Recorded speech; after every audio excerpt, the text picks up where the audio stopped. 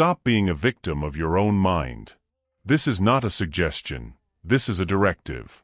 You are about to forge an unbreakable will, a mental fortress impenetrable to doubt, fear, and negativity.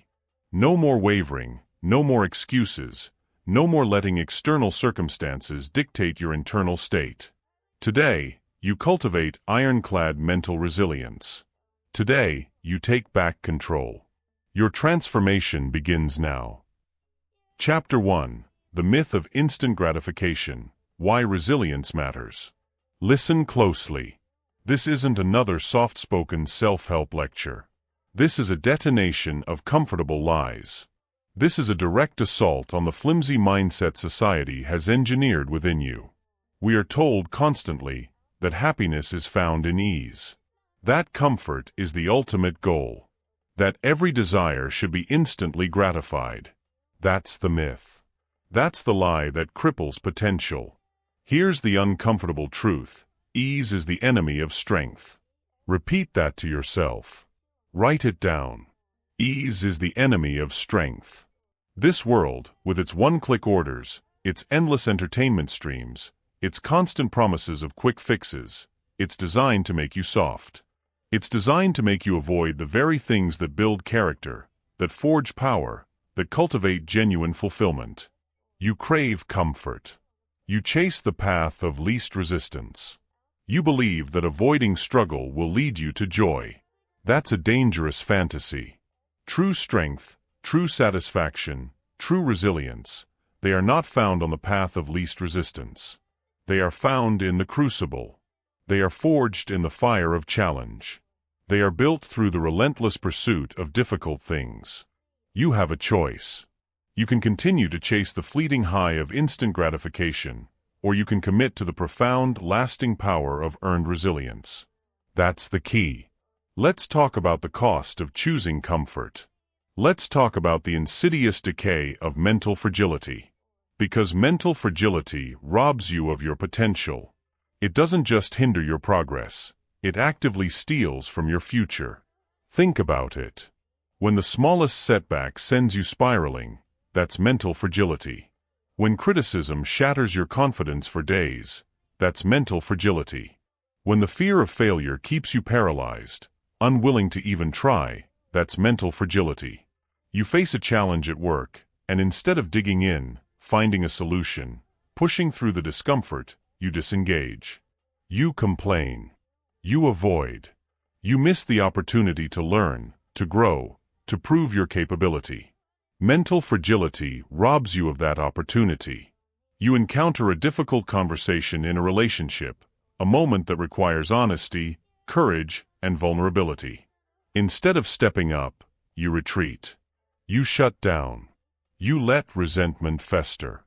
Mental fragility robs you of genuine connection, of deeper intimacy.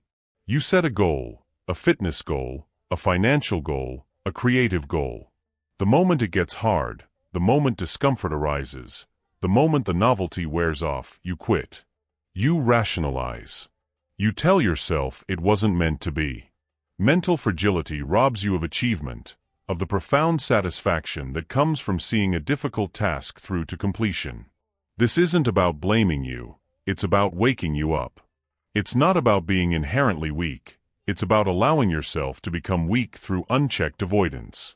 The constant anxiety, the pervasive sense of powerlessness, the endless cycle of starting and stopping, these are the hallmarks of a fragile mindset. Mental fragility robs you of your potential, day after agonizing day. But you have a choice. You have a choice to stop paying that cost. You don't need their permission to change. You don't need a sign from the universe. You need a decision. A firm, unwavering decision. This is your call to arms. This is your declaration. Choosing resilience is not a passive hope, it's an active, ongoing decision. It is the decision to harden your mind, to fortify your spirit, to cultivate an unbreakable resolve. Resilience is your non-negotiable foundation. Without it, every achievement feels tenuous. Every setback feels catastrophic. Every dream remains just that, a dream. You cannot build a towering skyscraper on a foundation of sand. Your ambitions, your happiness, your peace of mind, they are your skyscraper. Mental resilience is the bedrock beneath it. It's not an optional extra. It is the absolute prerequisite for living a life of purpose, power, and genuine peace. This is not a suggestion. It is a fundamental truth. Resilience is your non-negotiable foundation. When stress hits, when failure strikes, when doubt whispers in your ear, it is your resilience that will hold you steady. It is your resilience that will propel you forward. It is your resilience that will define your capacity to thrive, not just survive.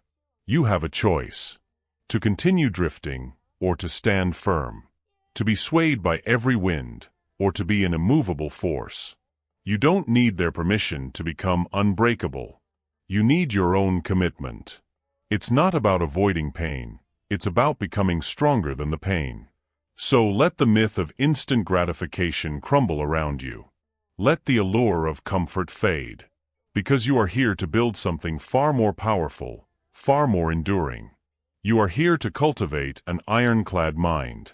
That's the key. You are here to build your non-negotiable foundation. You are stepping onto a new path now, a path where strength is forged, not given. You understand the cost of fragility. You understand the truth of resilience. You've made the decision. Now, let's decipher the whispers that try to undermine that decision. Let's master the very voice that attempts to keep you trapped in the cycle of weakness. Chapter 2. Decipher your internal dialogue. Master the voice within. In the last chapter, you committed to building an ironclad mind. You understood that ease is the enemy of strength. Now let's talk about the silent saboteur, the insidious enemy that resides not outside, but within your own head. I'm talking about your internal dialogue. The constant stream of thoughts, judgments, and narratives that run through your mind, often unchecked, often unchallenged. Here is the stark truth. Your internal dialogue dictates your reality. It is not just background noise. It is the architect of your perceived limitations, the sculptor of your fears, the constant programmer of your self-worth. If that voice tells you you're not good enough, you will subconsciously act not good enough. If it whispers that failure is inevitable, you will find ways to fail. If it screams you're incapable, you will shrink from challenge. Your internal dialogue dictates your reality. Think about it. You wake up, and immediately that voice says, "Ugh, another day. This is going to be hard." How does your day begin?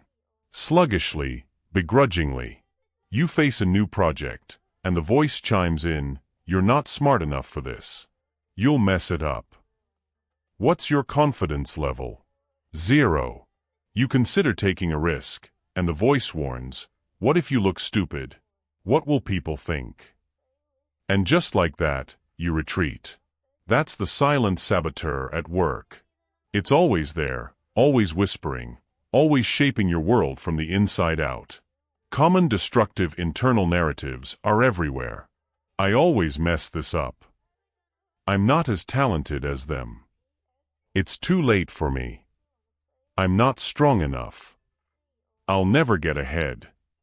These aren't just thoughts. They are self-fulfilling prophecies. They are the chains that bind you. They are the primary architects of mental weakness. Unchecked, negative self-talk will erode your resolve, shatter your confidence, and keep you trapped in a cycle of mediocrity. Your internal dialogue dictates your reality. But you have a choice. You don't need their permission to silence the saboteur. You don't need years of therapy to gain control. You need immediate, decisive action. That's the key. This brings us to the interruption technique. This is your first weapon against the internal enemy. It's simple, it's powerful, and it demands consistent practice.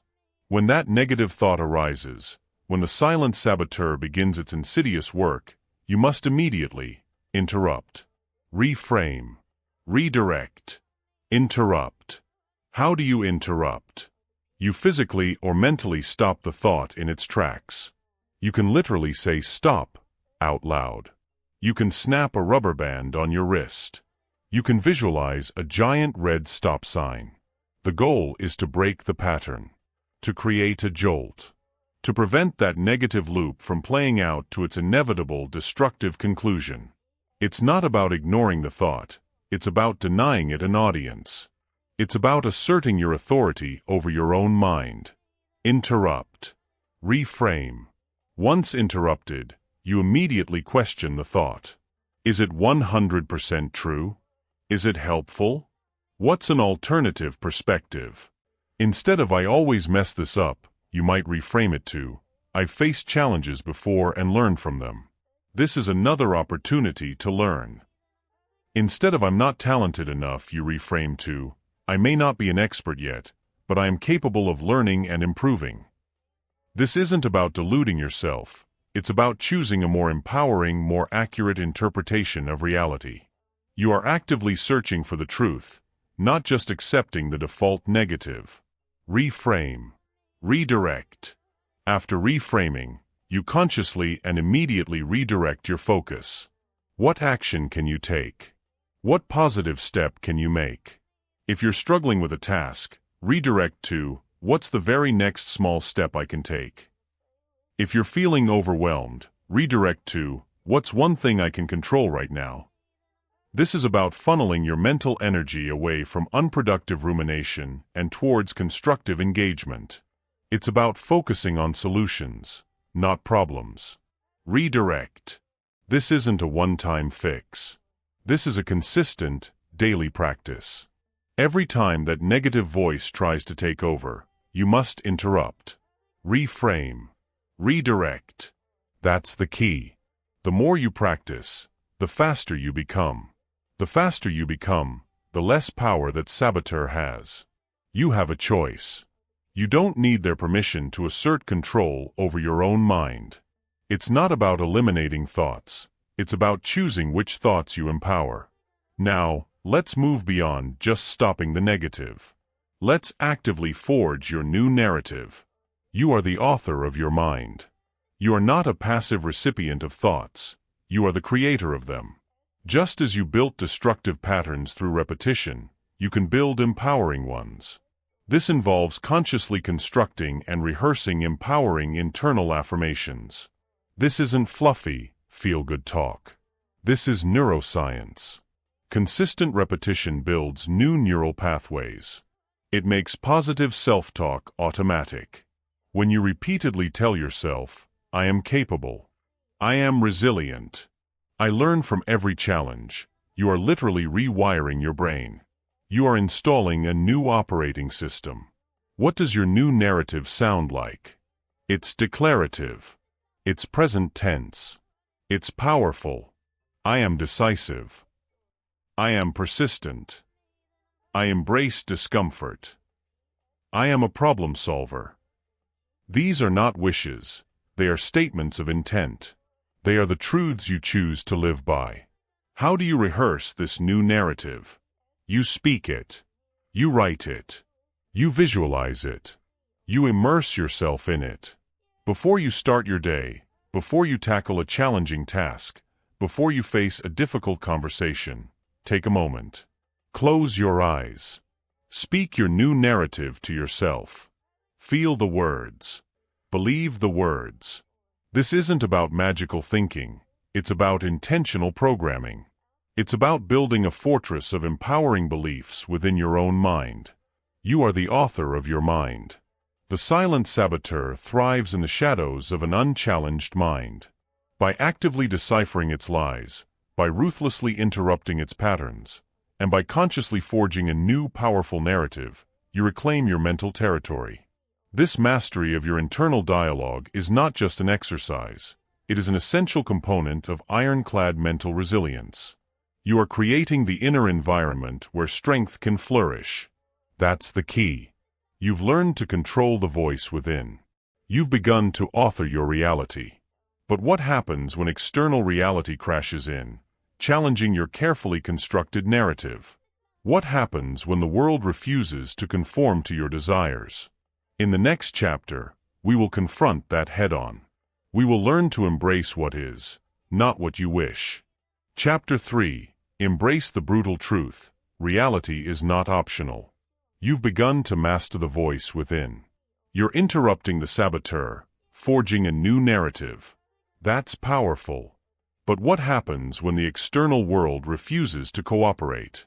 What happens when circumstances defy your desires, your expectations, your carefully constructed plans?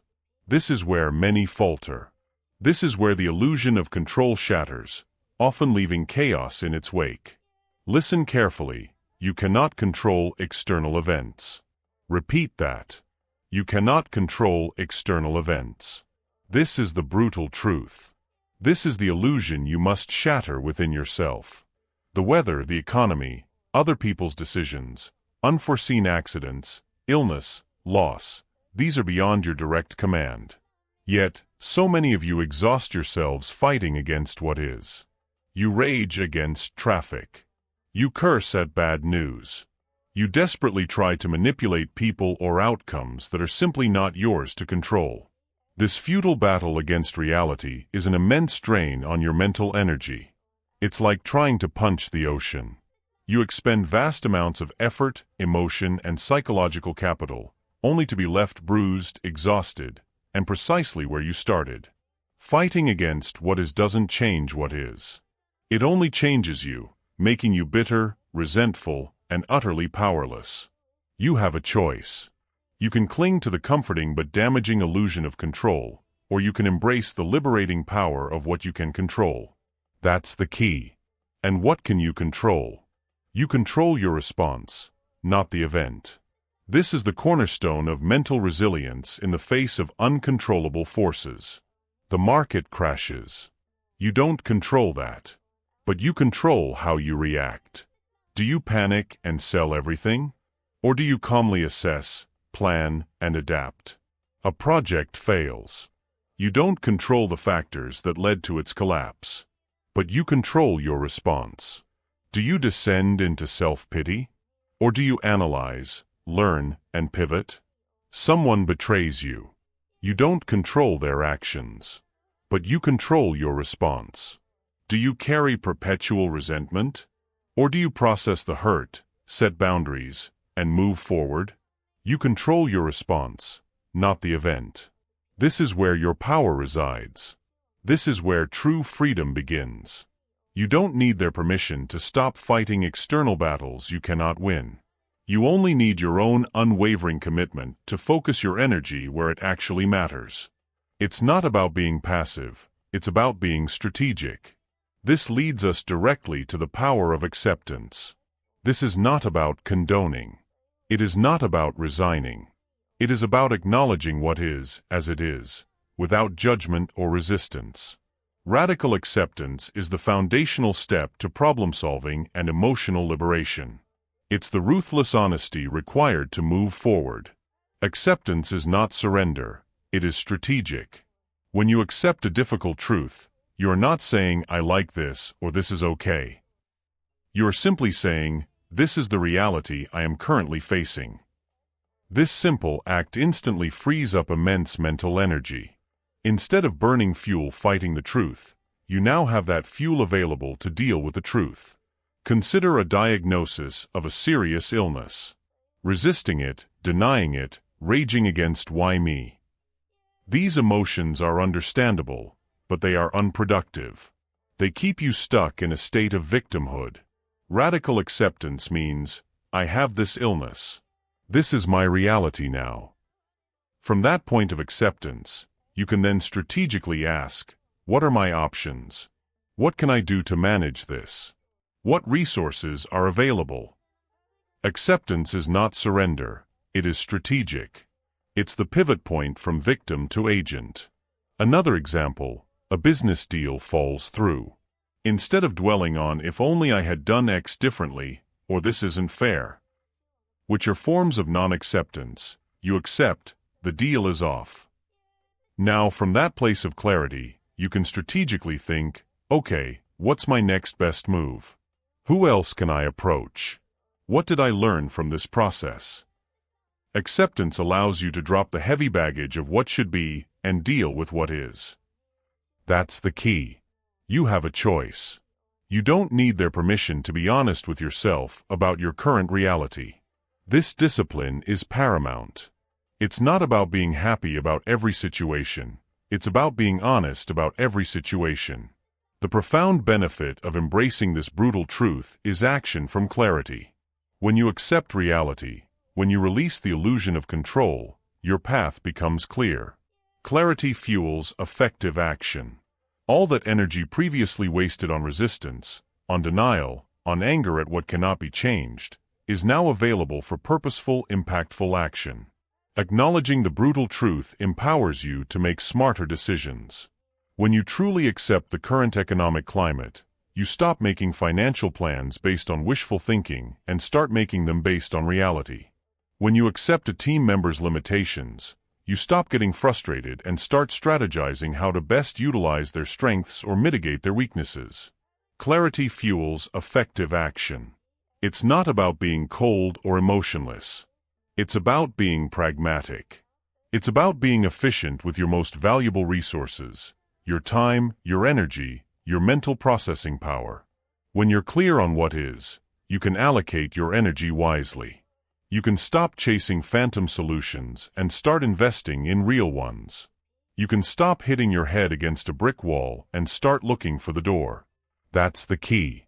Resilience is not the absence of pain. It is the ability to move through pain with purpose. And purpose begins with clear-eyed acceptance of what you face. You've shed the illusion of control. You've embraced acceptance as a strategy. You've unlocked the power of action from clarity. This is how you build a mind that is not rattled by external storms, because you understand that your power lies in your response, not in controlling the weather. You have a choice to act from a place of brutal honesty.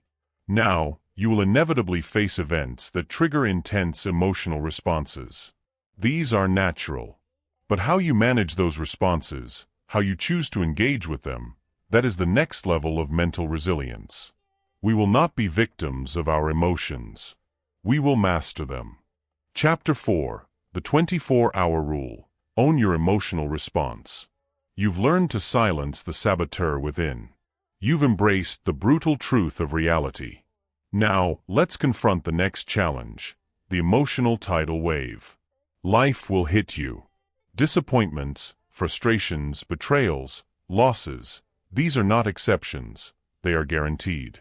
And with them come intense emotions, anger, sadness, fear, resentment.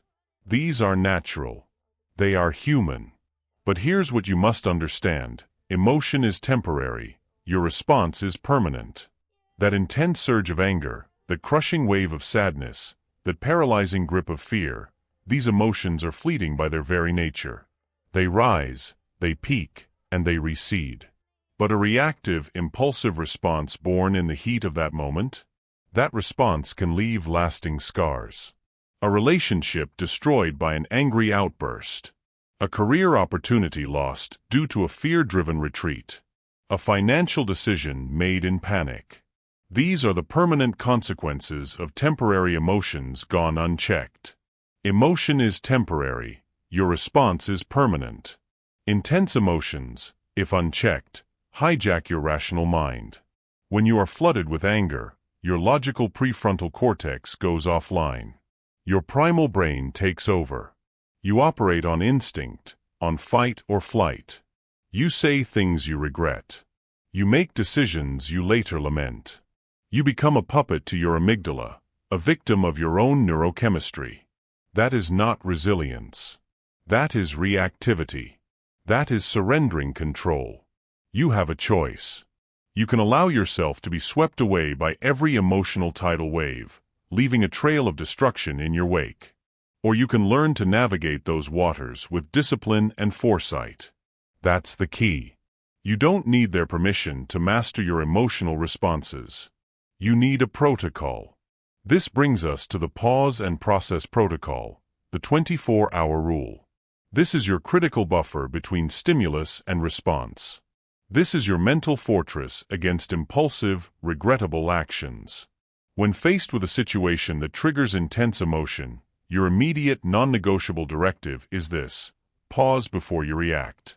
The 24-hour rule means that for any significant emotional trigger, an infuriating email, a shocking piece of news, a profound disappointment, you commit to a full 24 hours before making a final decision, sending that message, or confronting that person. This is not about avoidance.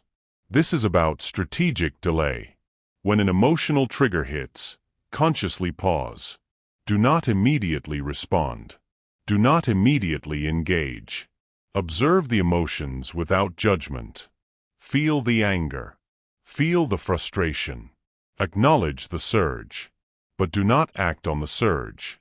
Simply notice it. I am feeling intense anger right now. I am feeling deep disappointment. This is not suppressing, it's observing. This is creating space. That's the key. This pause allows your rational mind to come back online. It allows the initial intense emotional charge to dissipate.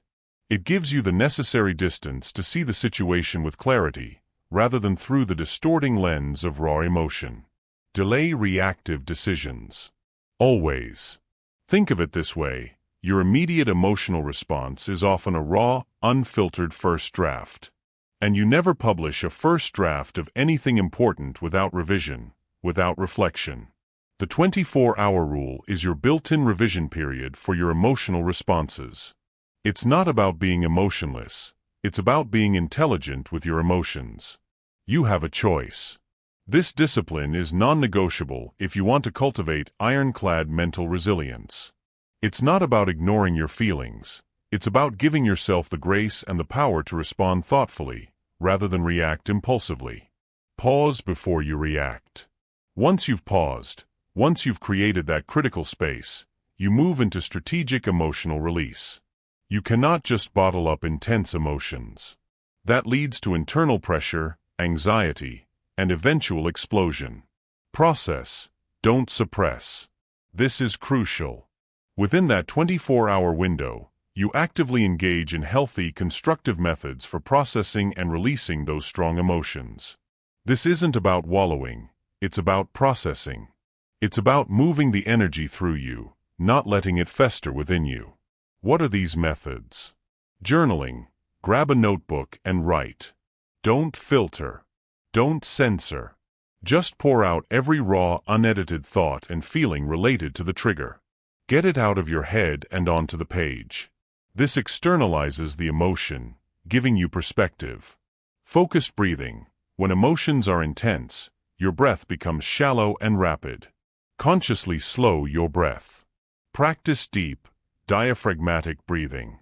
Inhale slowly, hold, exhale even slower. This directly calms your nervous system, allowing you to regain physiological control. Physical movement. Intense emotions generate physical energy. Release it constructively. Go for a run. Hit a punching bag. Engage in vigorous exercise. This is not about distracting yourself. It's about physically moving the emotional charge through your body. Confide in a trusted mentor. Talk to someone who is a good listener, who offers perspective, not just validation of your anger. Choose someone who can help you see options, not just commiserate in the frustration. This external processing can provide immense clarity. These are not distractions. These are tools. These are deliberate actions designed to help you process, not suppress. You don't need their permission to engage in these practices. You need your own commitment to your mental well-being. It's not about ignoring your feelings. It's about mastering the way you engage with them. Process, don't suppress. By implementing the 24-hour rule, by consciously pausing, and by strategically releasing your emotions, you regain mastery. You shift from being a reactor to being a responder. You understand that while the initial emotional surge is inevitable, its permanence in your decision-making is entirely optional. Emotion is temporary. Your response is permanent. Choose your permanence wisely. This discipline builds true mental fortitude. It allows you to face the inevitable challenges of life without being capsized by your own internal storms. You are now controlling your reactions, not just your thoughts. But often, the intensity of our emotions is fueled by a deeper, more insidious drive, the need for external validation. The desire to prove ourselves, to be approved of. That relentless pursuit can make your emotional landscape a battleground. In the next chapter, we will dismantle that toxic addiction. Chapter 5. Stop proving and start doing. The trap of external validation. You've learned to master your internal voice. You've embraced the brutal truth of reality. You've disciplined your emotional responses. Now we confront one of the most insidious traps to mental resilience, the addiction to external validation. This is the constant nagging need for approval, for praise, for recognition from outside yourself. Listen up, validation from others is a fleeting drug. It provides a temporary high, a momentary boost, but it never lasts. And like any drug, the more you chase it, the more dependent you become. The more you rely on external applause to feel good about yourself, the more your mental state becomes a hostage to the opinions, whims, and judgments of others. Think about it. You post something online, anxiously checking for likes and comments. Your mood for the next hour is dictated by arbitrary numbers and strangers' fleeting attention. You complete a project at work, and if your boss doesn't offer immediate, effusive praise, you feel deflated, your efforts suddenly worthless. You make a life choice, and if your friends or family don't approve, you second-guess yourself, consumed by doubt. This is the validation addiction at work. It turns your self-worth into a constantly fluctuating stock market, vulnerable to every external shift. It makes you a puppet, dancing to the tunes of others' expectations. It makes you compromise your integrity, your values, your authentic self, just to gain a fleeting nod of approval. You exhaust yourself proving, performing, perfecting, all for a temporary hit that inevitably leaves you craving more. Validation from others is a fleeting drug. It never fills the void, it only deepens it. This constant chase for approval is the antithesis of mental resilience. An unbreakable mind is one that is self-sufficient in its own worth, unswayed by the fickle tides of external opinion. You have a choice. You can remain enslaved to the opinions of others, or you can reclaim your sovereign self-worth. That's the key. You don't need their permission to define your own value. This brings us to the inner scorecard. This is your liberation. This is your personal declaration of independence. You must shift your focus entirely from an outer scorecard, where others tally your worth, to an inner scorecard, where only you track what truly matters. Your worth is non-negotiable and internal. It is not dependent on your job title, your bank account, your social media following, or the approval of your peers. Your worth is based on your personal integrity, your consistent effort, and your unwavering adherence to your values. These are the only metrics that truly matter. These are the things you can control, regardless of external circumstances or opinions. That's the key. To build this inner scorecard, you must first define your personal values. What do you stand for? What principles guide your life? Is it honesty, integrity, hard work, compassion, courage, discipline? Write them down. Be explicit. These are your guiding stars. These are the non-negotiable tenets of your existence. Once defined, your daily assessment shifts. Instead of asking, "Did others approve of me today?" you ask, "Did I live according to my values today? Did I give my best effort? Did I act with integrity?" If the answer is yes, then your score is high. It doesn't matter what anyone else thinks. It doesn't matter if you got the promotion or the praise. You met your own standard. Your worth is non-negotiable and internal. This is a radical shift. It feels counterintuitive in a world obsessed with external metrics. But it is the only path to authentic, unshakable self-esteem. It's not about being arrogant, it's about being self-respecting. It's not about ignoring feedback, it's about discerning whose feedback truly matters to your inner scorecard. You have a choice. You don't need their permission to define your own worth. Now, let's talk about the antidote to the validation addiction: action over approval. This is where doing eclipses proving. Consistent, Value-aligned action builds authentic self-esteem that is impervious to external criticism or praise. When you consistently put in the work, when you relentlessly pursue your goals aligned with your values, you build an undeniable internal proof of your capability and worth. This isn't about showing off, it's about showing up for yourself. Every difficult workout completed, every challenging task tackled, every commitment honored, these are deposits into your inner scorecard. These actions, these doings, speak louder than any external praise ever could. Think of the Stoic philosopher who dedicates himself to daily discipline, regardless of public opinion. His self-worth isn't derived from applause, it's derived from the integrity of his practice. Think of the artist who creates simply because the art must be made, not for gallery showings or critical acclaim. Her validation comes from the act of creation itself. Their self-esteem is not fragile, it is forged in the crucible of their own consistent action. Do the work, the validation will follow, or it won't. And it won't matter. This is the mantra of liberation. You execute. You perform. You strive. You grow. And whether anyone notices, whether anyone praises, whether anyone approves, it simply loses its power over you. Your motivation shifts from what will they think, to am I meeting my own standard? Am I living my values? Am I progressing? This is not about isolating yourself, it's about centering yourself. It's not about being indifferent to others, it's about being independent from their judgment. This discipline is paramount.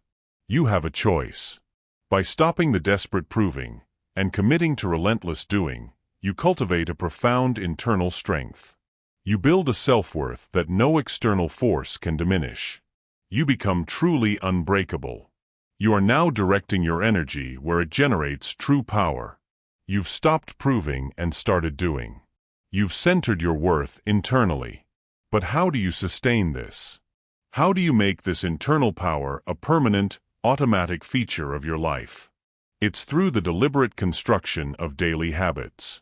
It's about the consistent discipline of strength. Chapter 6. Build your fortitude habits, the daily discipline of strength. You've learned to own your internal narrative. You've mastered your emotional responses. You've broken free from the chains of external validation.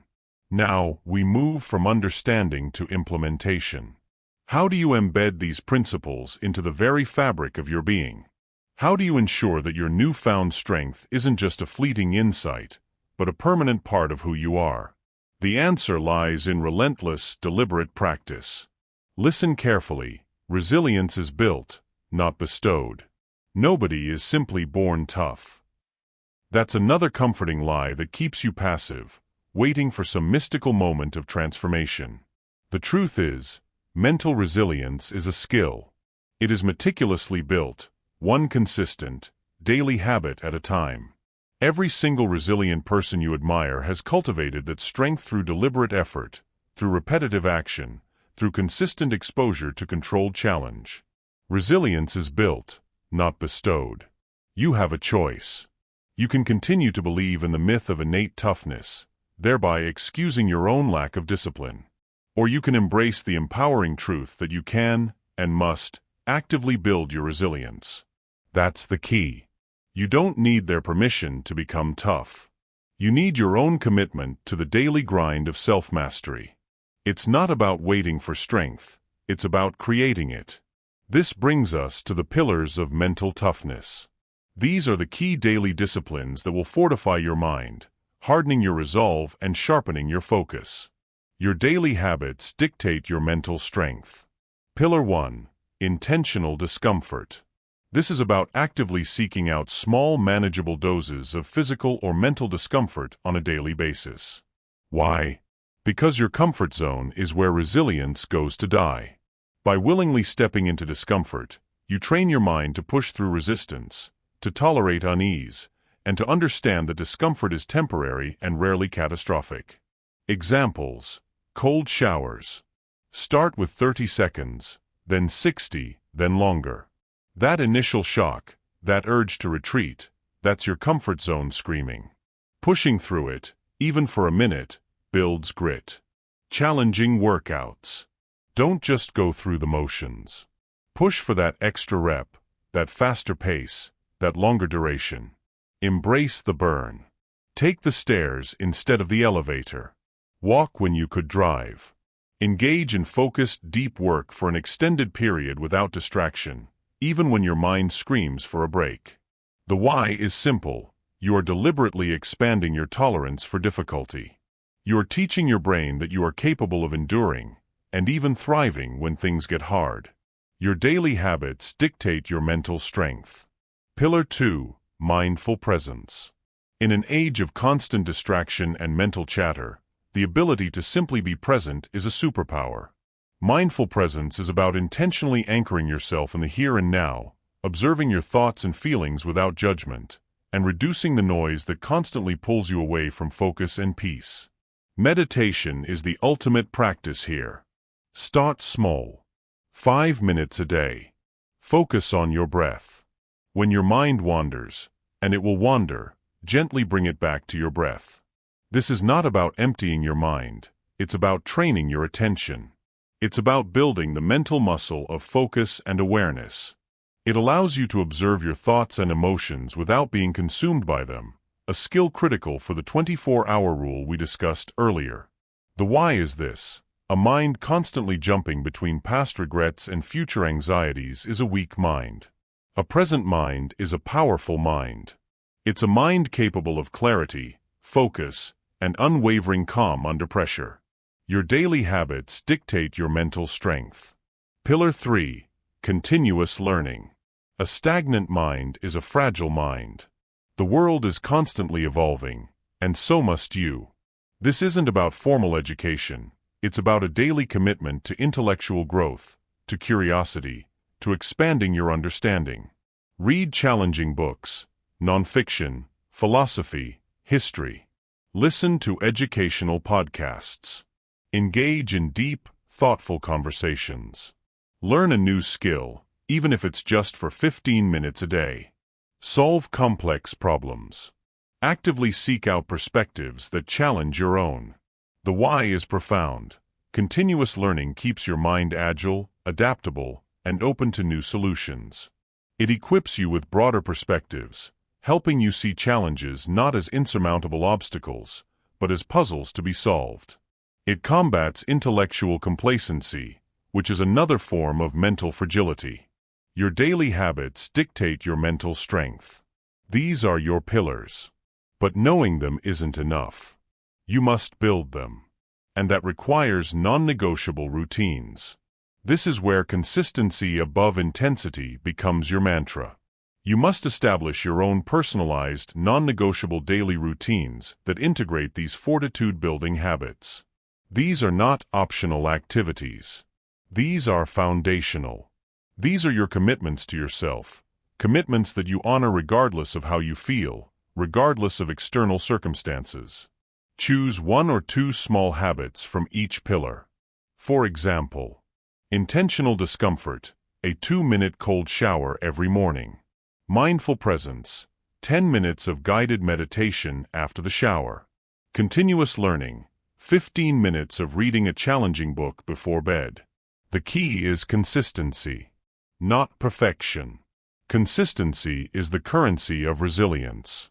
It is better to do 5 minutes of mindful breathing every single day for a year than to do an hour-long session once a month. It's the unbroken chain of effort that builds the unshakable mind. When you make these routines non-negotiable, you remove decision fatigue. You remove the internal debate. You simply do them. They become automatic. They become part of your identity.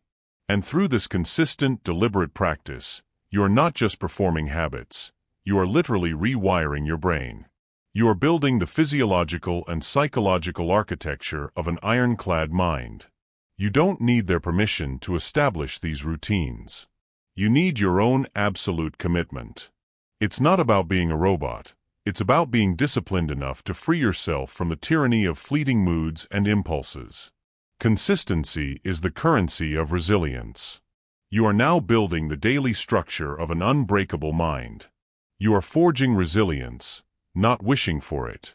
This discipline, This relentless focus on building transforms you.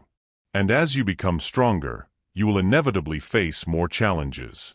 But here's the secret: those challenges are not roadblocks. They are the very path to deeper strength. Chapter 7. The Obstacle is the Path. Reframe adversity as opportunity. You are building powerful habits. You are fortifying your mind.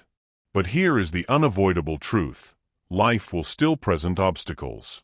This is not a philosophy of escaping challenges. It is a philosophy of conquering them. And to do that, you must fundamentally change your relationship with struggle itself. Listen closely. Struggle is inevitable. Suffering is optional. Repeat that. Struggle is inevitable. Suffering is optional. Many of you operate under the delusion that struggle is inherently bad, something to be avoided at all costs. You believe that a truly good life is one free of friction, free of difficulty, free of pain.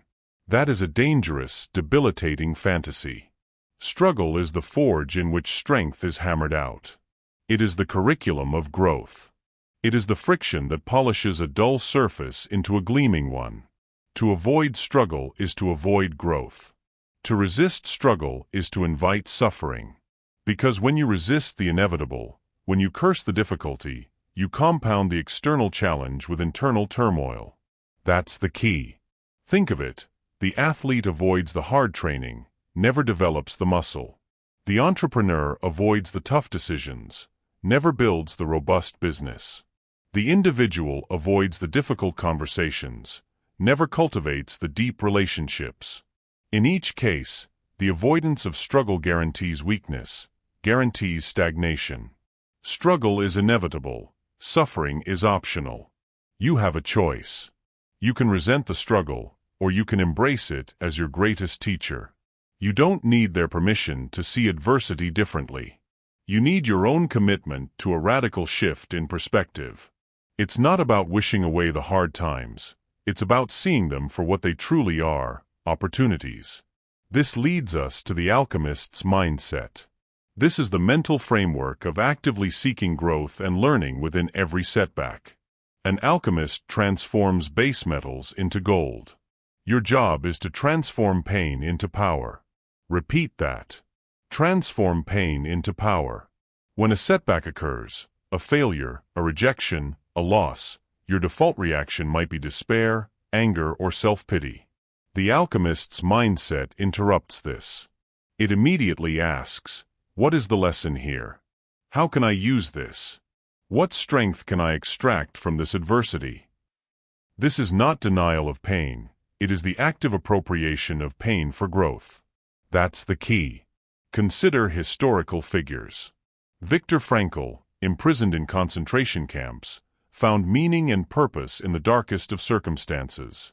He transformed unimaginable pain into profound wisdom about human resilience. Nelson Mandela spent decades in prison, yet emerged not broken, but refined, becoming a symbol of hope and forgiveness. He transformed pain into power. These are not superhuman feats. They are demonstrations of a mindset. They actively sought meaning, learning, and growth even amidst extreme suffering. Or think of a business that faces a catastrophic market downturn. One company folds, crippled by fear and blame. Another, adopting the alchemist's mindset, ruthlessly analyzes its weaknesses, pivots its strategy, innovates, and emerges leaner, stronger, and more adaptable. They transformed pain into power. This discipline is paramount. You have a choice. You can allow adversity to crush you, or you can use it as fuel. You don't need their permission to learn from your mistakes. You need your own unwavering commitment to growth. It's not about being immune to failure. It's about making failure your most valuable teacher. Transform pain into power. Every time you successfully navigate a challenge, you deposit something invaluable into your mental bank. This is what I call the resilience dividend. Each successfully navigated challenge deposits resilience dividends into your mental bank, making you stronger and more capable for future trials. Think of it as compounding interest for your character. Each time you push through discomfort, each time you learn from a mistake, Each time you persevere despite odds, you don't just solve that problem, you become a fundamentally stronger person. You gain experience. You gain wisdom. You gain confidence in your own ability to endure. Every challenge overcome builds an unbreakable you. The next time you face an obstacle, do not see it as a punishment. See it as an investment opportunity. An opportunity to earn a resilience dividend. The bigger the challenge, the potentially larger the dividend. This doesn't mean you seek out hardship for its own sake, but it does mean you approach unavoidable hardship with a different attitude. You approach it with an expectation of gain, not just loss. This is why struggle is not just inevitable, but necessary. It is the mechanism by which you develop true, ironclad mental resilience. Without the struggle, there is no growth. Without the challenge, there is no dividend. Every challenge overcome builds an unbreakable you. You have a choice. You can shy away from the difficult, remaining perpetually fragile. Or you can lean into it, knowing that each friction point is polishing you into something harder, something more brilliant. That's the key. You are not a victim of circumstance. You are the architect of your response to it. You are an alchemist, transforming lead into gold. You've learned to transform obstacles into opportunities. You've embraced the power of struggle. But even with this mindset, there's a trap, the relentless focus on future outcomes. The constant need to predict, to control, to guarantee a specific result. This very need can undermine your power. Chapter 8. Detach from outcome. Focus on process, not prediction. You've learned to transform obstacles into opportunities. You've embraced the power of struggle. But even with this mindset, there's a pervasive trap that can undermine all your progress. The relentless focus on future outcomes. The constant need to predict, to control, to guarantee a specific result. This very need, this outcome obsession, creates chronic anxiety and paralyzes action. Listen, outcome obsession cripples progress. Repeat that. Outcome obsession cripples progress. So many of you are trapped in a self-made prison of worry. You endlessly speculate about what if. What if it doesn't work out? What if I fail? What if people judge me? You're not focused on the present action. You're mentally living in a hypothetical future, a future you cannot control, a future you constantly try to predict and manipulate. This overfocus on controlling outcomes is a futile game. You waste immense mental energy trying to map out every single variable, trying to force a specific result. You become paralyzed by the sheer number of unknowns. Instead of acting, you analyze. Instead of doing, you agonize. This is not foresight. It is fear disguised as preparation. This is a profound drain on your mental resilience.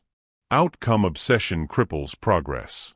Think of an athlete who is so focused on winning the gold medal that they can't focus on the next jump, the next stroke, the next serve. Their anxiety about the outcome destroys their performance in the present moment. Or the entrepreneur so fixated on their exit strategy and valuation that they neglect the daily grind of serving customers and building a great product. Their obsession with the future cripples their ability to build success today.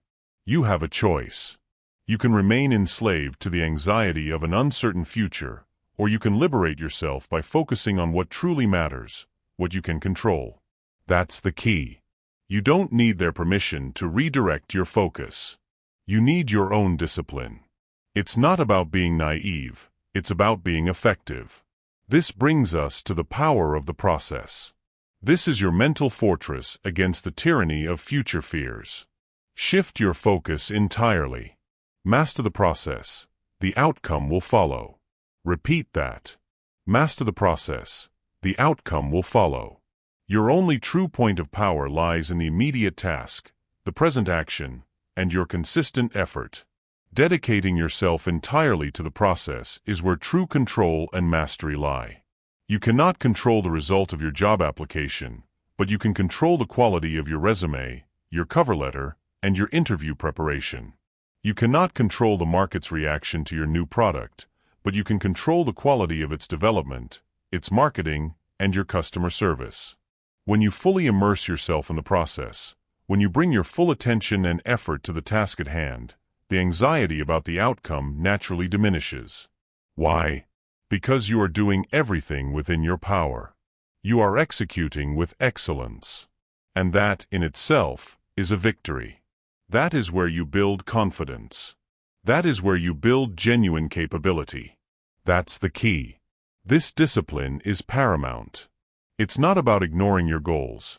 It's about understanding that the path to achieving those goals is through consistent, diligent execution of the steps along the way.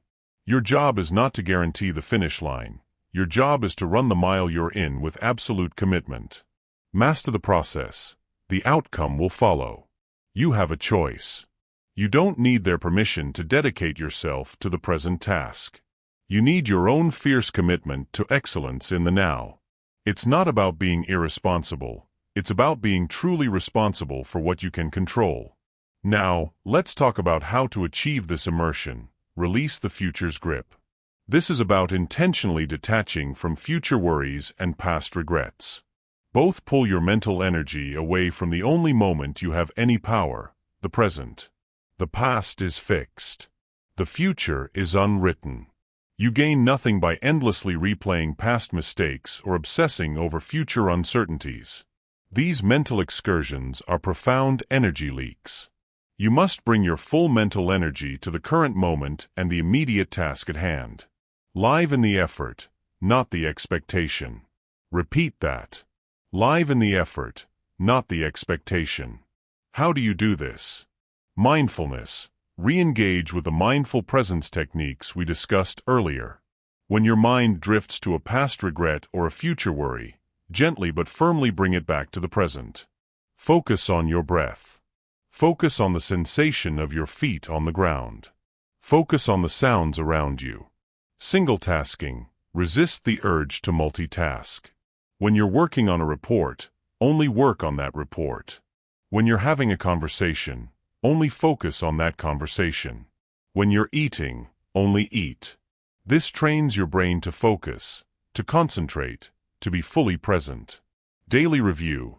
Allocate a specific limited time each day, e.g., 15 minutes in the evening, to briefly review your progress and address any lingering worries. Outside of this time, when a past regret or future fear arises, consciously tell yourself, I will address this during my review time, and then immediately redirect your focus back to the present task. This isn't about denying the reality of planning or reflection. It's about containing it. It's about preventing it from bleeding into every moment and sapping your focus. Live in the effort, not the expectation. This is how you reclaim your mental energy. This is how you cultivate profound presence and effectiveness. You have a choice. By detaching from the outcome, by mastering the process, and by releasing the grip of past and future, you become an unstoppable force in the present. Your mental resilience is no longer threatened by external uncertainty, because your focus is internal, on your effort, on your action. That's the key. You are not waiting for results. You are creating them, one disciplined moment at a time. You've learned to direct your mental energy. But mental energy is finite. It can be depleted. It can be replenished. And if you're not fiercely protective of it, all the resilience you've built can be eroded. Chapter 9. Master your energy. Protect your mental resources. You've learned to detach from outcome.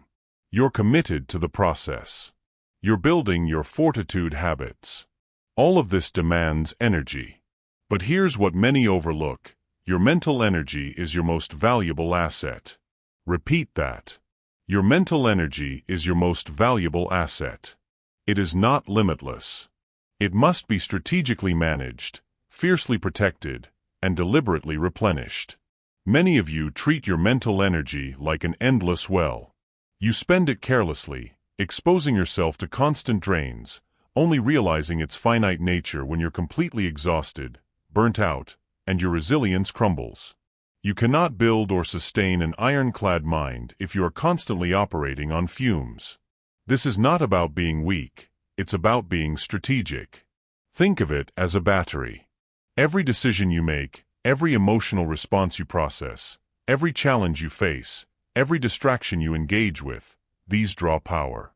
And if you're not actively recharging, if you're constantly draining, that battery will eventually die. That's the key. What are these energy leaks? Negative news cycles, toxic people, excessive multitasking, constant notifications, unresolved conflicts, perpetual worry, indecision. Each of these drips away at your mental reserves, silently eroding your capacity for focus, discipline, and emotional regulation. They deplete your resilience. Your mental energy is your most valuable asset. If you don't protect it, everything else you've built will eventually falter. You have a choice. You can continue to allow these leaks to drain you, leaving you fragile and ineffective. Or you can become a ruthless guardian of your mental resources. That's the key. You don't need their permission to prioritize your energy. This brings us to the energy audit. This is a framework for identifying and eliminating the energy vampires in your life. You must conduct a ruthless assessment. Audit your inputs. Protect your output. Repeat that. Audit your inputs. Protect your output. Take a moment. Think about your typical day, your typical week. People, which relationships consistently leave you feeling drained, anxious, or resentful? Are there individuals who constantly complain, demand, or undermine your efforts? These are energy vampires. This doesn't mean you cut everyone out, but it means you consciously limit exposure, set boundaries, or reevaluate the nature of the relationship. Habits. Do you endlessly scroll social media, consuming content that makes you feel inadequate or angry? Do you binge-watch shows when you should be resting? Do you procrastinate on important tasks, allowing the burden of incompleteness to weigh on you? These are habits that drain, not replenish. Environments. Does your workspace feel chaotic and disorganized? Is your living space cluttered? Is your commute stressful? Are you constantly in loud, overwhelming environments? These physical spaces can have a profound impact on your mental state. Information consumption. Are you constantly plugged into the news, absorbing every crisis, every outrage, every alarmist headline? While staying informed is important, constant, unfiltered consumption of negativity is a massive energy drain. Be brutally honest. This isn't about being selfish, it's about being self-preserving. Ruthless prioritization is required. You cannot afford to tolerate constant drains if you are serious about building an ironclad mind. Make a list of your top 3 to 5 energy vampires. Then, make a plan for how you will eliminate or drastically reduce their impact. You have a choice. You don't need their permission to prune the dead branches from your life. Audit your inputs. Protect your output. Once you've stemmed the bleeding, you must actively engage in strategic replenishment. Building resilience isn't just about enduring, it's about recovering and rebuilding stronger. Replenish your well, never let it run dry. Repeat that. Replenish your well, never let it run dry. This means intentionally scheduling practices that actively restore your mental energy. These are not luxuries, they are necessities. Quality sleep, this is non-negotiable. It is the single most powerful biological reset button for your brain and body. Prioritize 7 to 9 hours of consistent high-quality sleep. Create a pre-sleep routine. Eliminate screens before bed. Darken your room. Make sleep a sacred ritual. Lack of sleep is a direct assault on your mental resilience. Focus downtime. This is not passive consumption, like endless TV. This is deliberate rest that allows your mind to truly disengage and process. This could be quiet reflection, a leisurely walk in nature, listening to calming music, or engaging in a hobby purely for enjoyment. This allows your subconscious mind to work, to integrate, to innovate. Meaningful connections. Humans are social creatures. Genuine, deep connections with supportive individuals are powerful antidotes to stress and isolation. Actively nurture these relationships. Spend quality time with people who uplift you, challenge you constructively, and provide a sense of belonging. Deliberate periods of complete rest. This means actual breaks, vacations, or simply a day where you unplug entirely from work and obligations. This is not laziness. It is strategic recovery. Your greatest insights, your most creative solutions, often emerge not when you are constantly striving, but when you allow your mind to fully rest. Rest is productive. These practices are not optional extras. They are integral components of your resilience training. They are how you ensure that your mental battery remains charged, ready to face the next challenge. Replenish your well, never let it run dry. By mastering your energy, by ruthlessly auditing your inputs and strategically replenishing your reserves, you secure the foundation of your ironclad mind. You ensure that you have the internal resources to implement all the other disciplines you've learned. That's the key. You have a choice. You are now the master of your internal landscape, your emotional responses, your worth, your habits, and your energy. You have built an unbreakable blueprint. But this is not a finish line. This is a lifelong commitment. The final step is to embrace that. Chapter 10: The Unbreakable Blueprint, Your Lifetime Commitment. You have arrived. You have journeyed through the foundational principles of ironclad mental resilience. You have confronted comforting lies. You have accepted brutal truths.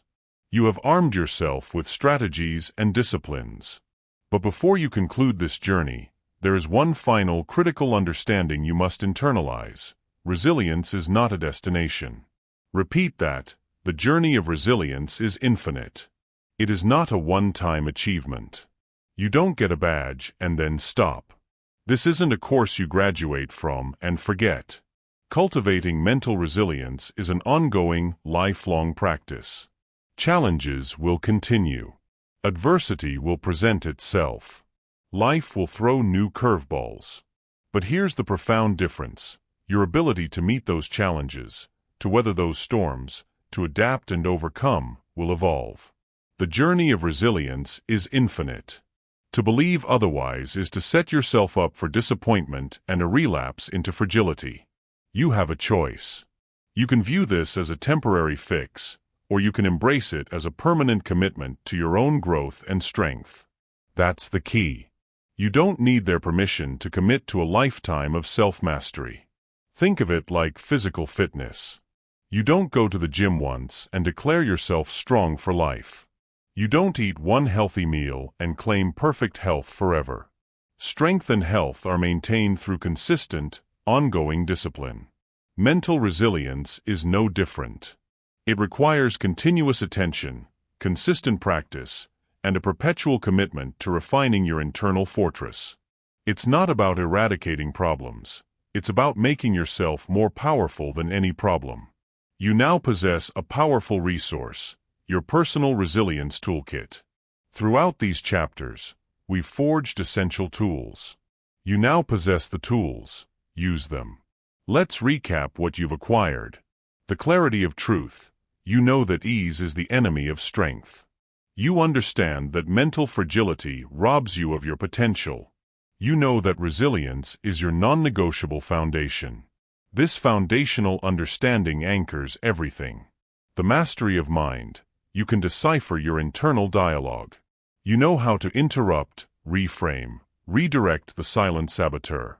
You are actively forging a new narrative because you are the author of your mind.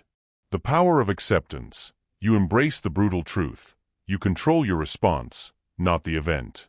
You understand that acceptance is not surrender, it is strategic. You know that clarity fuels effective action. The discipline of response. You own your emotional responses with the 24-hour rule. You know that emotion is temporary, your response is permanent. You pause before you react. You process, don't suppress. The inner sanctum of worth. You have broken free from the validation addiction, understanding that validation from others is a fleeting drug. You have built an inner scorecard because your worth is non-negotiable and internal. You embody action over approval. Do the work, the validation will follow, or it won't. And it won't matter. The architects of fortitude. You build your fortitude habits, knowing resilience is built, not bestowed. Your daily habits dictate your mental strength. You embrace non-negotiable routines because consistency is the currency of resilience. The alchemist's perspective, you see that the obstacle is the path, understanding struggle is inevitable, suffering is optional. You transform pain into power. You collect the resilience dividend, knowing every challenge overcome builds an unbreakable you. The focus of the present, you detach from outcome, understanding outcome obsession cripples progress. You master the process, the outcome will follow. You release the future's grip, choosing to live in the effort, not the expectation. The stewardship of energy, you master your energy, knowing your mental energy is your most valuable asset. You audit your inputs, protect your output. You practice strategic replenishment, replenish your well, never let it run dry. This is your toolkit. It is comprehensive. It is powerful. But it only works if you use it. You now possess the tools. Use them. They will not gather dust. They will be sharpened through continuous application. That's the key. You have a choice. This culminates in the call to perpetual growth. This is your final directive. Commit to continuous self-improvement and the constant strengthening of your mental fortress. Your evolution is your power. Repeat that. Your evolution is your power. To stop learning, to stop challenging yourself, to stop growing is to become stagnant. And stagnation is the first step towards decay. An ironclad mind is not static, it is dynamic. It is always adapting, always learning, always becoming more. This commitment to perpetual growth is the ultimate act of self-mastery. It is the recognition that your potential is boundless, and your journey of becoming is endless. This isn't about perfection. It's about progress. It's about showing up every single day, ready to apply these tools, ready to learn from mistakes, ready to build upon your successes. It's about embracing the lifelong process of becoming the strongest, most resilient version of yourself. Your evolution is your power. You have built the unbreakable blueprint. You have the tools. You understand the commitment. Now, it is time to live it. This journey demands your relentless, unwavering dedication. It demands that you prove to yourself, every single day, that you are the architect of your own strength. The journey of resilience is infinite. You now possess the tools. Use them. Your evolution is your power. Now go. Forge your ironclad mind. The world is waiting for your unbreakable self. What will you do, starting today, to prove it? You have been given the blueprint. You have been given the tools. There is no more room for hesitation. No more room for weakness. No more room for excuses. Mental resilience is not a gift, it is a choice. A deliberate, uncompromising, daily choice. You now understand that your internal dialogue is your destiny. You now grasp that accepting reality is the gateway to power. You now know that every single challenge is an opportunity disguised. Your emotional responses are yours to command. Your validation comes from within. Your habits forge your fortitude. Your energy is a sacred resource. This is not about being fearless. It's about acting despite fear. This is not about never falling. It's about always, always relentlessly getting back up. The time for passive consumption is over. The time for decisive action is now. Go forth and forge your ironclad mind. The world is waiting for your unbreakable self. What will you do, starting today, to prove it?